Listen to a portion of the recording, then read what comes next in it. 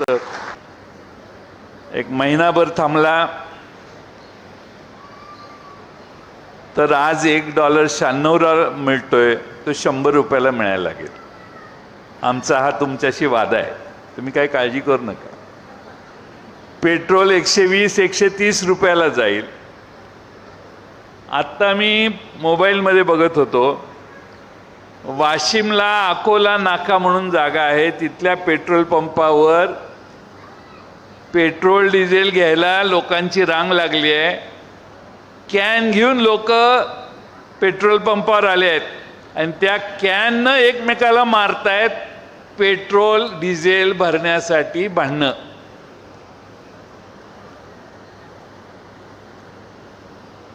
एकदा लॉकडाऊन झाला कोरोनाच्या वेळी, आता आपोआपच लॉकडाऊन करायची व्यवस्था होते का काय याची मला भीती वाटायला लागली. राज्यामध्ये देशामध्ये काही दिवसापूर्वी देशाच्या गृहमंत्र्यांनी भाषण केलंय, अपने पास 6 महीने का कोटा है पेट्रोल. देशाच्या गृहमंत्र्यांनी भाषण केलंय, अपने पास 6 महीने का कोटा है, पेट्रोल है, डीजल है, गैस है, डरने की कोई बात नहीं. 15 दिवसाआधी केलं. महिना झाला नाही तर त्यांचा नेता सांगायला लागला,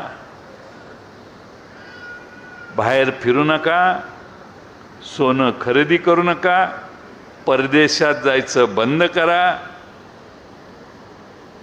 बाकीच्या सगळ्या गोष्टी. अशाच भूमिका 2013ला मनमोहन सिंगांनी घेतलेली होती. जरा आर्थिक परिस्थिती काठावर आल्यावर त्यावेळी आपल्या राज्याच्या मुख्यमंत्र्यांनी ट्विट केलेलं होतं की देशात आर्थिक परिस्थिती थकलेली आहे, वाईट परिस्थिती यायला लागली, अशा अर्थाचं ट्विट 2013ला केलेलं. आज तेच म्हणतात की पंतप्रधानांनी जी घोषणा केलेली आहे त्याविषयी कुणी काही थट्टा करू नका. थट्टा कोणीच करत नाही.